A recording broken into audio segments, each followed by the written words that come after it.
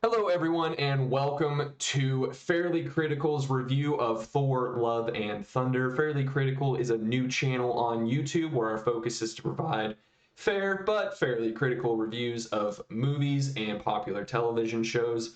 We are very glad that you have joined us here today. If you're worried about spoilers, the first part of this video will be spoiler-free. We will not spoil anything for you. And then the second part will we'll go into more detail. We'll have a little bit of spoilers. There will be plenty of warning for you to know which section we are moving into, from the spoiler-free to the spoiler section. So if you haven't seen the movie yet and you're worried about spoilers, watch the first part of this so you know what to expect. Pause the video, go watch the movie, come back and finish it.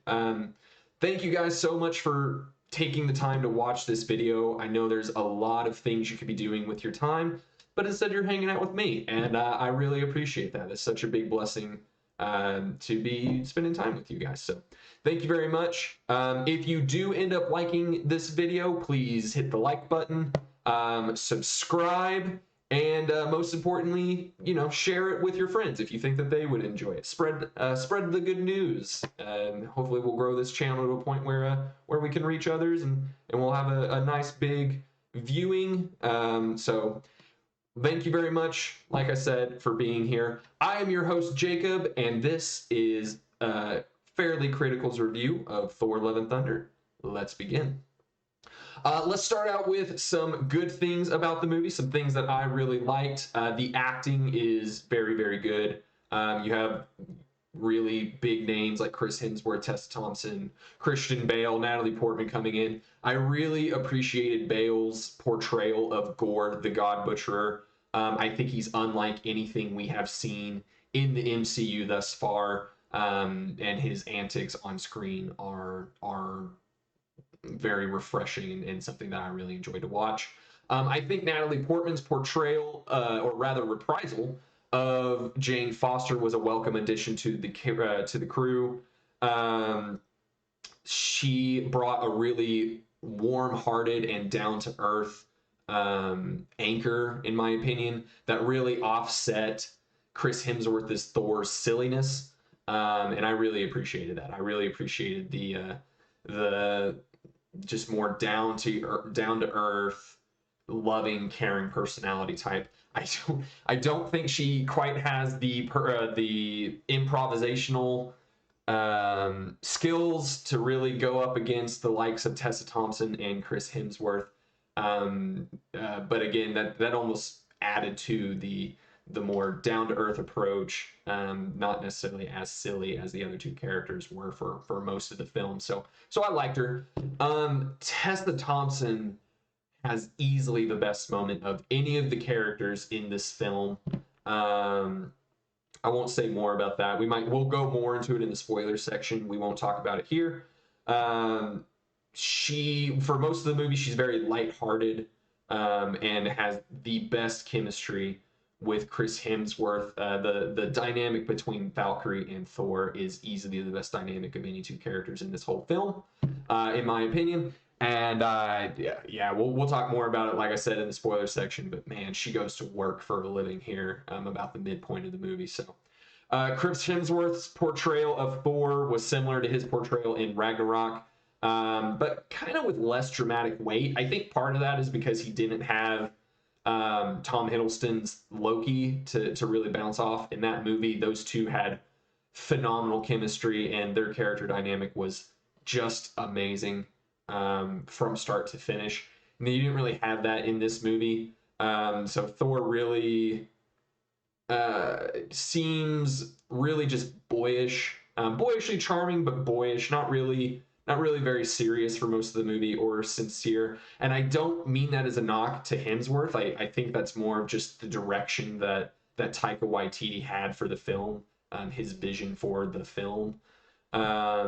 So if you're a Chris Hemsworth fan, I'm not trying to knock on your boy. I'm just saying that if you had to choose between Ragnarok and this film, I think you should see Ragnarok. But moving forward, Taika Waititi's Korg was fun, just like he was in Ragnarok, but a little bit overused, in my opinion. I think he's definitely a fan favorite from Ragnarok. The problem with that is that in Ragnarok he had a purpose. In Ragnarok, he would, you know, bring this. He'd step in for 30 seconds, bring this good comedic relief to the scene. His dialogue would support the anti-fascist undertone of that story, and then he would properly, bugger off and leave us to the rest of the story. In this movie, there's really not a lot of dramatic weight for him to then come in relieve with his comedy. There's not a lot of moments of Thor throwing rocks at a ghost Loki who then disappears, then Korg coming in and yelling "piss off, ghost" and kicking a wall. There's just not a whole lot of dramatic weight to a scene that needs comedic relief, because there's nothing to relieve.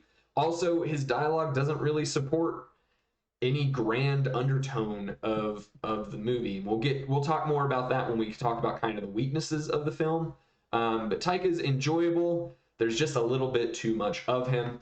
Finally, with regards to acting, Russell Crowe was awesome. I loved seeing Russell Crowe in this film. He looked like he was having just a lot of fun playing Zeus. I really hope we get to see more of him in the future. I could see him being a really cool, fun, maybe not straight up villain, but antagonist for Thor moving forward.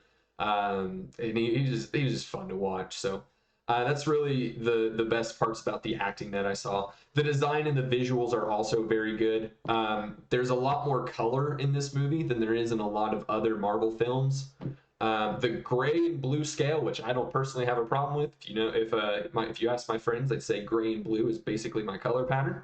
I've even got my Captain America gray and blue shield, so yeah, proof of concept.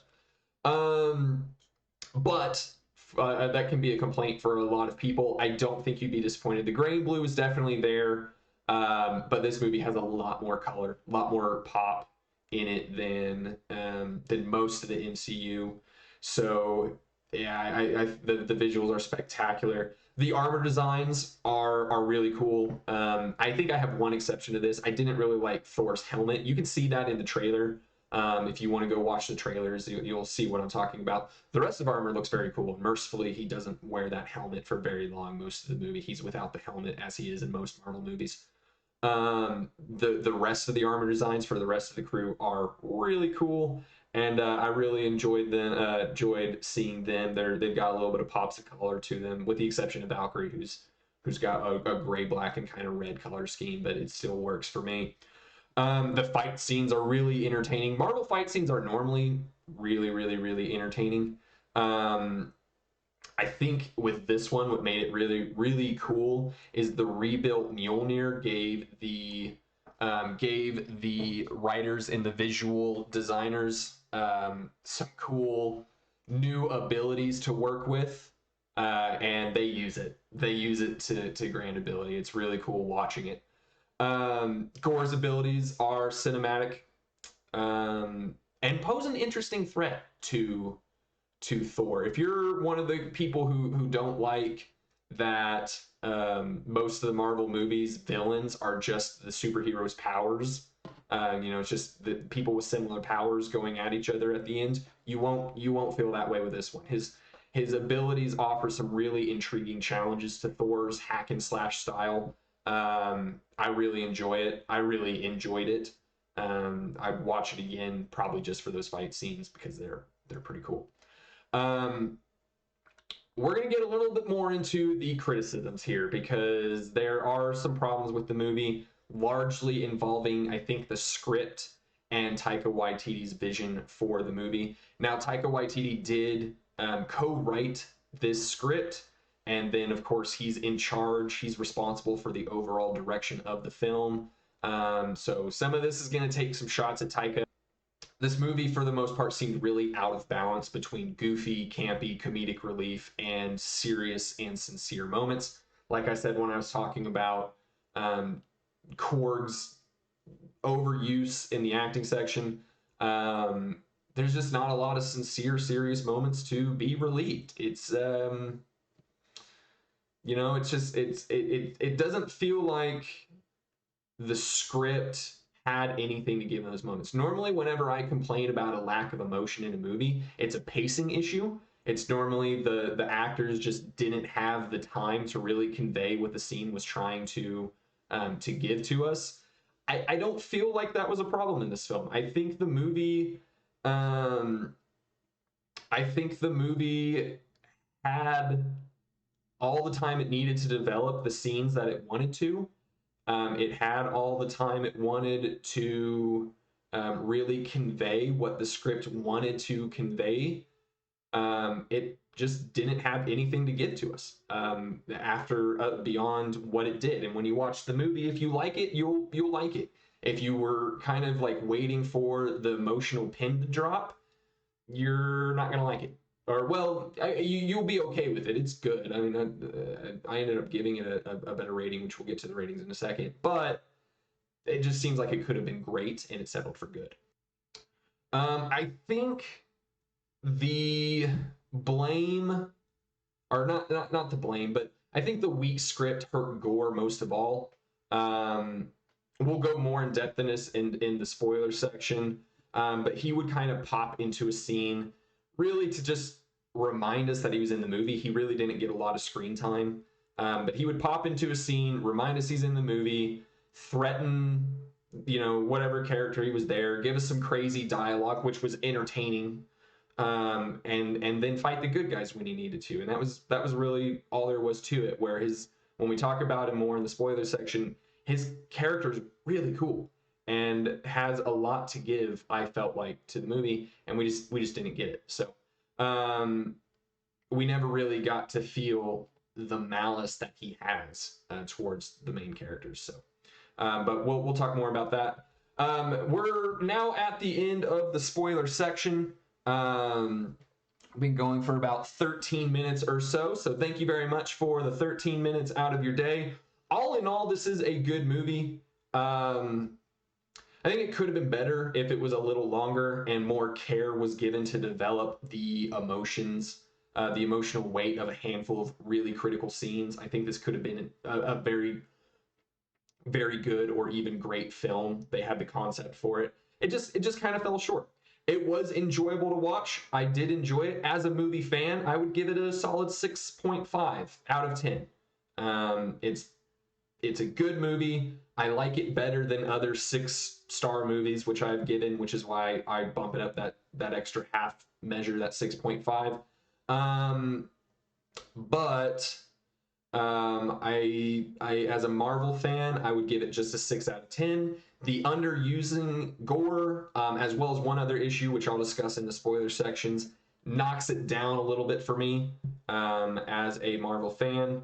But we'll talk about more about that in the spoiler section. If you're going to pause or leave the video here because you don't want any spoilers, thank you guys again for watching. I hope that you enjoyed it. I hope that you'll hit that like and subscribe button, and I hope that we'll see you guys again in 2 weeks. That's when I'm planning to put out the next video, probably over The Gray Man, which is going to be a Netflix film with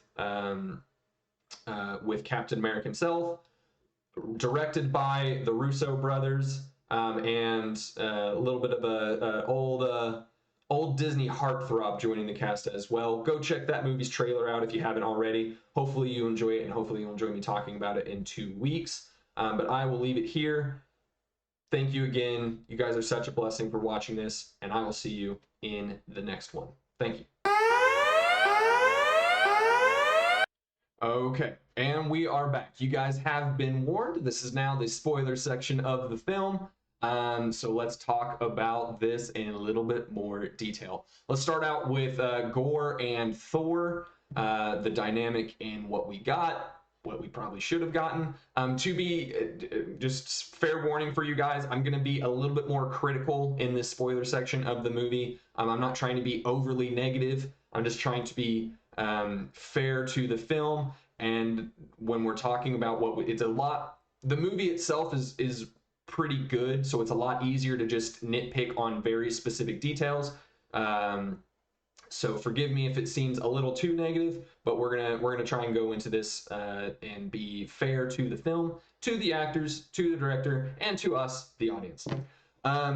So let's talk about Gore. In the comics, Gore has become disillusioned with the gods. He's served them all his life, and all he's really gotten is pain for it. He's offered them his prayers. He's offered them his sacrifices. His parents die when he's young, leaving him to fend for himself in a very harsh world, which we kind of see a little bit in the movie, which is pretty good. In the comics, he has fathered a lot of children, all of which die, most of them very horrifying deaths. His pregnant wife is killed by an earthquake, leaving him with just one remaining son, and then his son dies of starvation. So he has a real hard life, and his son dying is really the last step for him. His tribe kicks him out for blaspheming the gods after he says that they don't care about them and that either they don't exist or they're heartless. So he blasphemes them. They kick him out. He ends up lying to his son. Before they kick him out, he lies to his son, telling him that there's a paradise that they're going to go to. They just need to go a little bit further.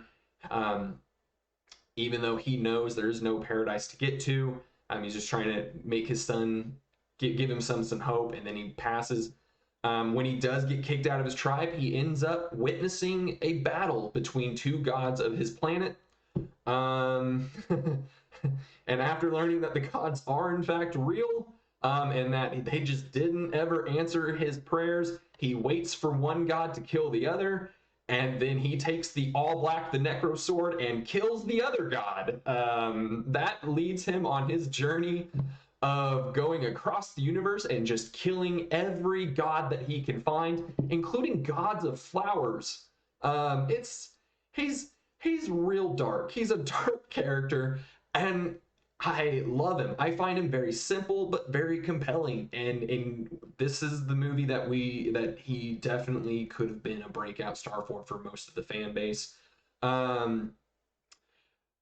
think when we get to the movie, his origins are very similar to what we get. In the opening scene, the very first thing we see is his origins and kind of how he gets the all black, the Necro Sword.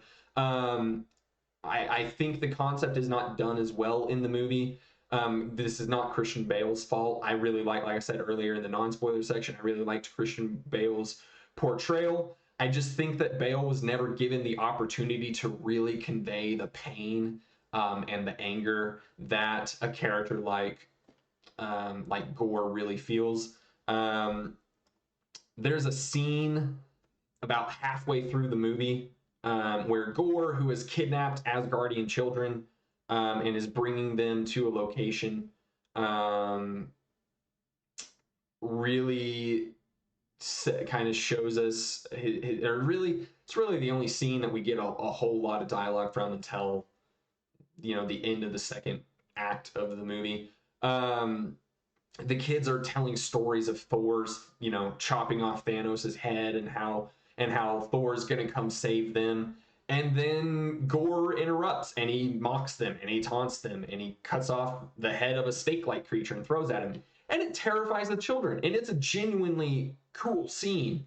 I think he his antics are really kind of remind me of Joker. It's kind of like a Joker-esque character that we get in the MCU, and I'm fine with that. I liked it.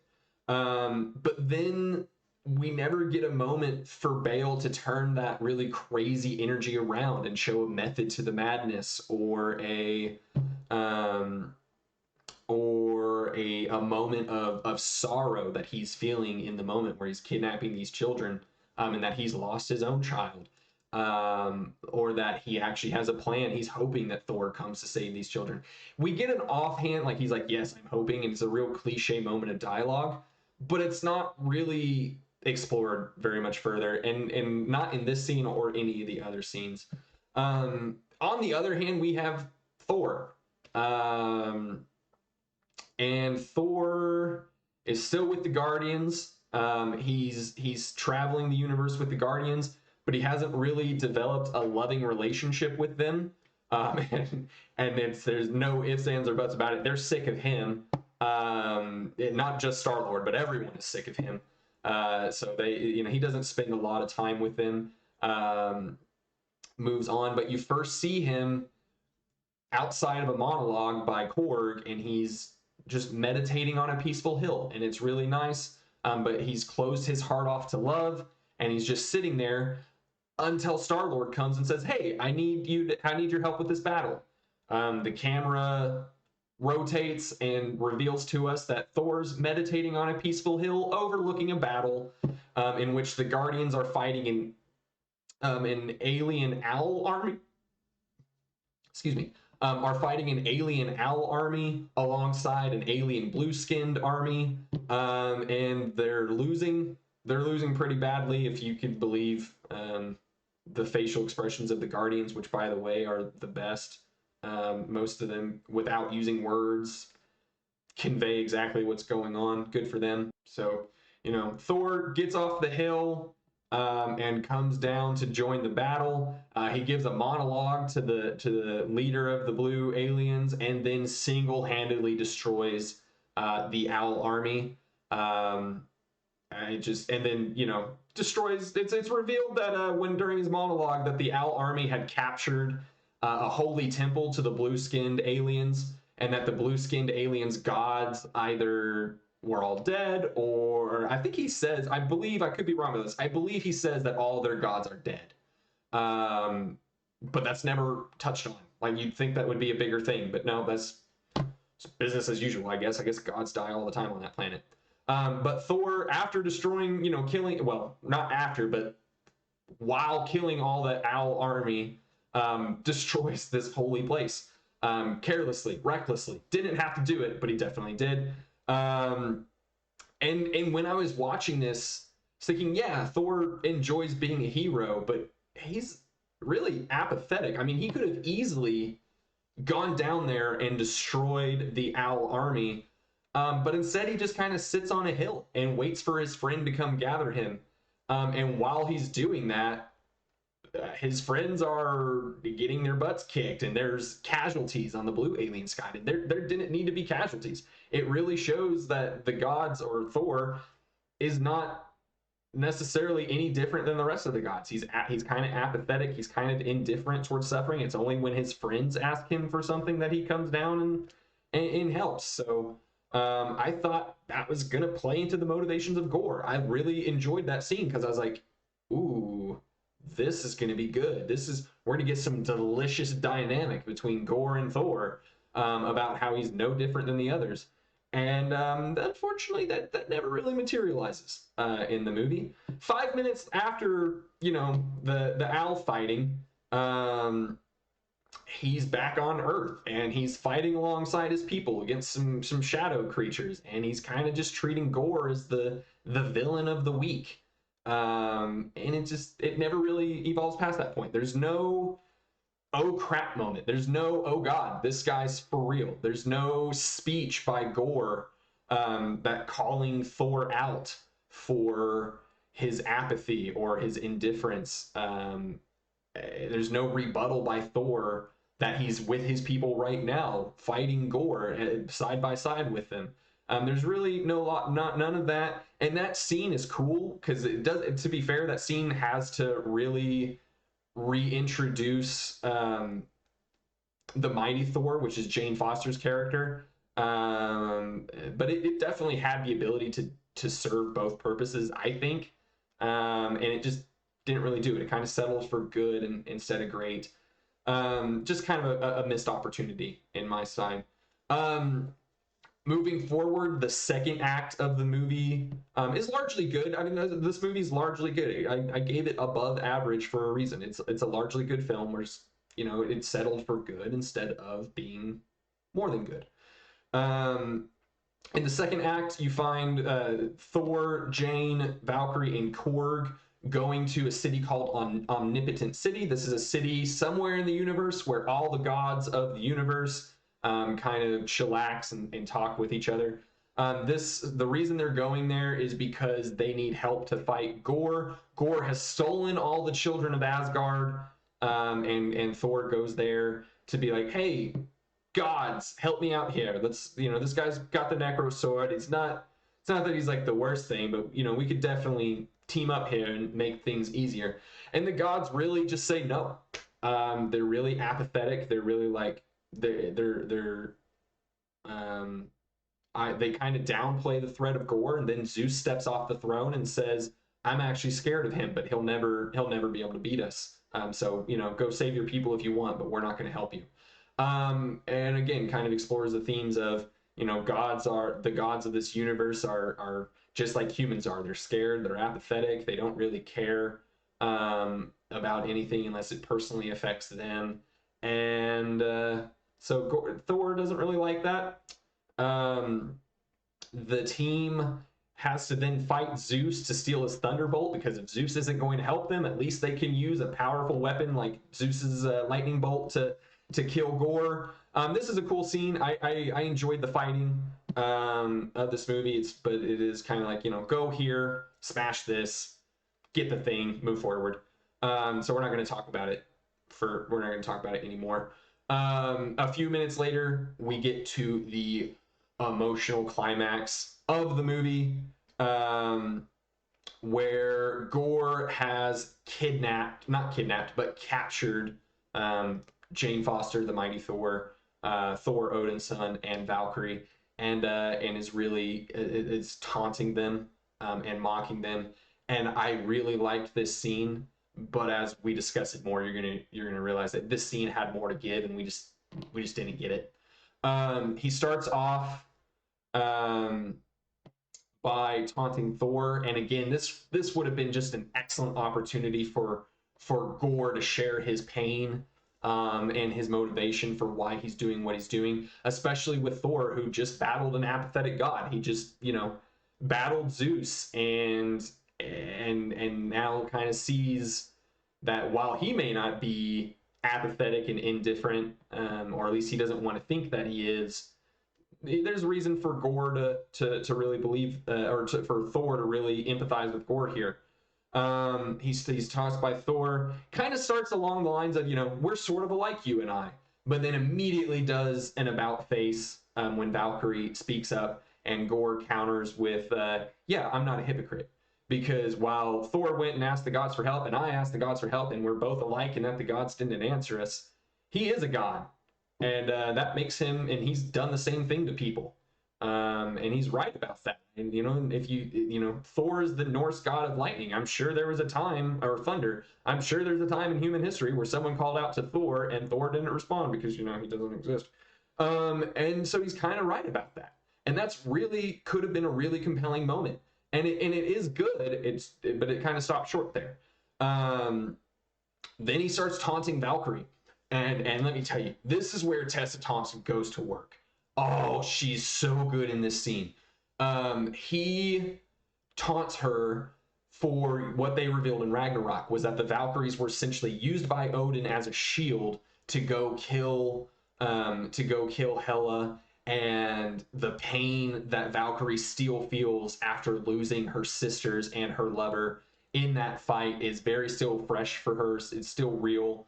And he kind of taunts her at that, again, kind of showing like, I have the same thing. I lost my family too.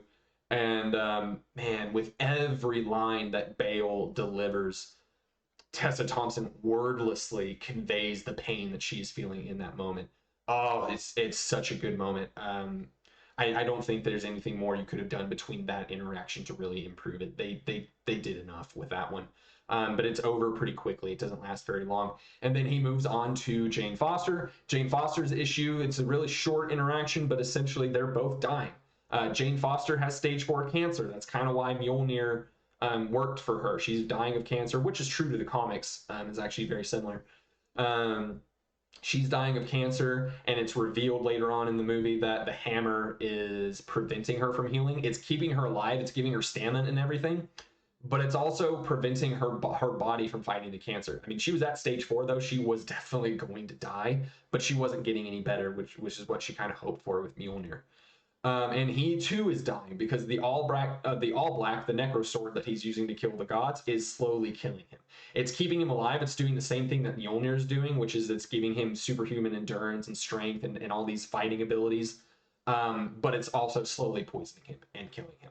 So he knows that both of them are kind of in the same raft in that situation. So he taunts her about that. And it's kind of short. Again, I really like this scene. I think this scene is really well built. No, let me rephrase that. I think the scene is well built, and I think it does a good job of showing it. But this was the moment to really build both empathy for Gore and fear of him, because of his intentions and because of his willpower. And it just did okay at that. It did good. It didn't do great. It could have been much more if it were extended and the discussion with Thor was rewritten a little bit, maybe a little bit with Jane Foster too, but largely with Thor. This is really a moment for Thor or for Gore to nail the gods on being cowardly, uncaring. I have a list here, which is why I'm looking it off because I liked it. They're being fearful, cowardly, uncaring monsters. And it could have been a moment to make Thor feel the same way, to make Thor feel like he is exactly the same way. Which in the comics, there's a storyline where Nick Fury whispers to Thor that Gore was correct. And it has such an impact on Thor that he becomes unworthy to wield the hammer. He becomes unworthy to wield Mjolnir. And I was ready for that. I was like, oh God, this is going to be the moment, and it didn't really connect. They kind of stopped short, and that's really the theme of this movie for me, or the overarching problem I have with this movie. It's good, but it never gives more. It could have been great, and it stopped at good. It settled, and now we're here at 6.5 instead of 7.5 or even 8, which is a shame, because Gore is a really simple yet compelling character, and it just kind of seemed wasted as a concept for this movie. Oh God. I'm gonna move on to the issue. I said earlier in the non-spoiler section that I had 2 issues as a Marvel fan. I'm gonna talk about the second issue here. Gore being underused is the first issue. The second issue is that Eternity is in this movie. Yes, if you're a Marvel fan, that Eternity, the cosmic entity Eternity, one of the most powerful beings in the Marvel universe, is in this movie. And it's a birthday wish, essentially. So Gore's whole thing is that he's going to get to the center of the universe, where apparently Eternity is. And apparently the first person to reach Eternity gets a wish, and the wish is then, immediately granted. No ifs, ands, or buts about it. So Eternity, one of the most powerful beings of the universe, is now a birthday wish. So just okay. I'm really just kind of disappointed when I saw Eternity, or when I heard the word Eternity. I got really excited to see that, and then it was just it was immediately just disappointing. It's probably one of those things that the more I think about it, the more upset I'm going to become by it, and the more angry I'm going to become by it. So we're just going to move on, because I don't want to talk about it anymore. But essentially, Gore wins. He makes it to Eternity. He opens up a portal to get there, and Thor and a dying Jane Foster follow him through. Yeah, it's actually I don't fault this. I liked this ending better than I liked the last Doctor Strange ending. Because what happens is he gets there first, and so Thor knows that he's lost. Gore has won. All he has to do is wish that all gods don't exist anymore, and Thor will disappear and he will die.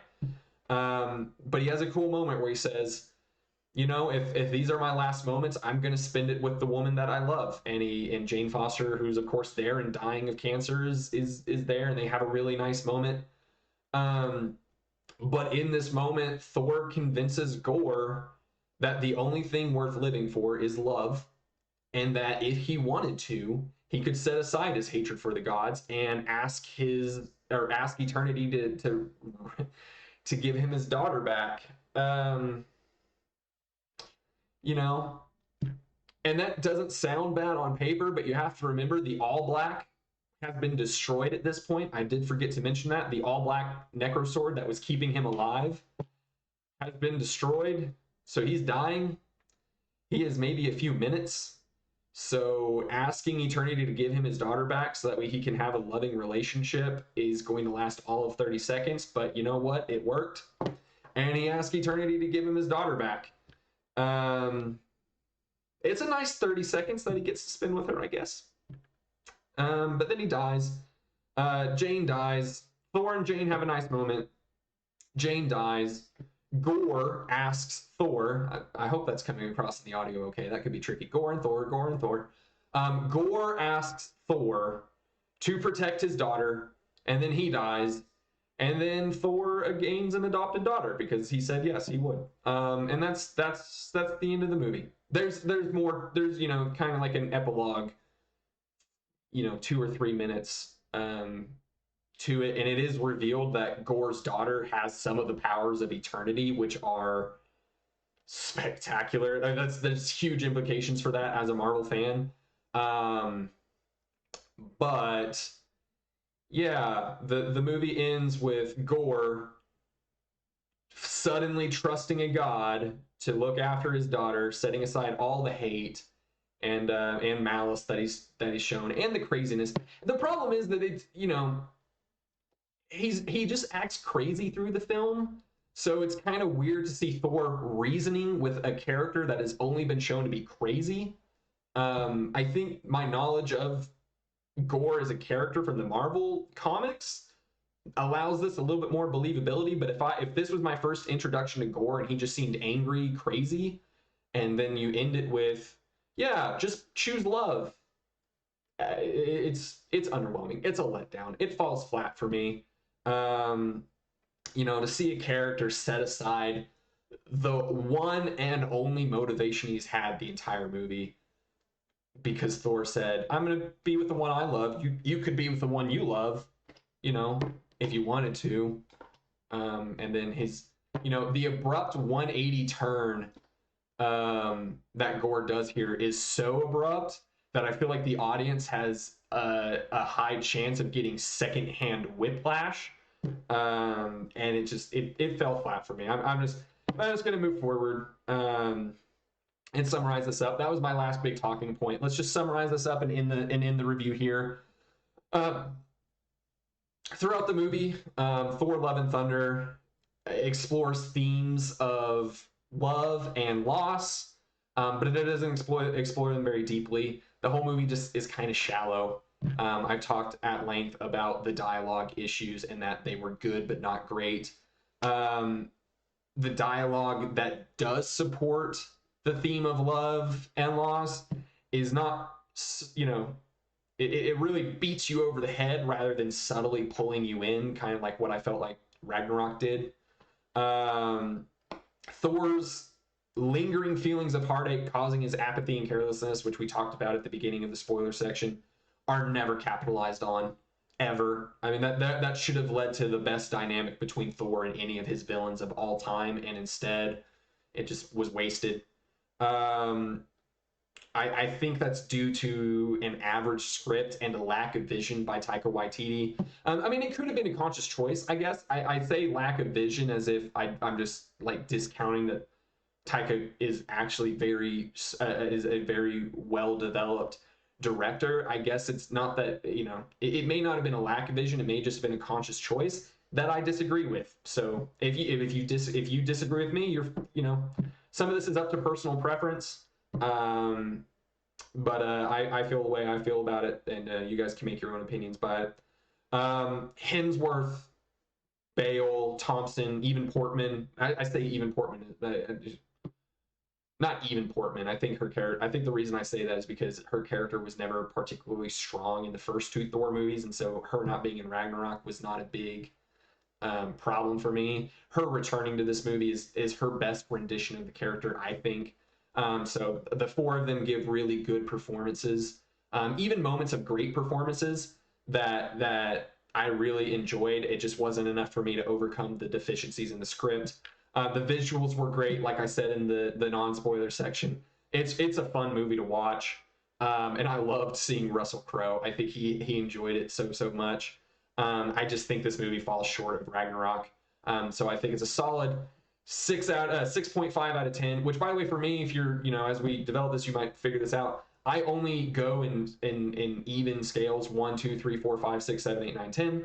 Those are what I base my ratings on. If I give it an extra half-star rating, it's just because compared to other 6 out of 10 movies that I've seen, I enjoyed this one a little bit more. So I'm going to give it a 6.5 out of 10. As a Marvel fan, I'm going to give it a 6 out of 10. And that is my final word on it for now. I'm sure I'll watch some, content later on that'll shift me one way or the other a little bit. But that's where I'm going to leave it with you guys. So thank you so much if you stuck it out for the extra 27 minutes that I've rambled on about this film.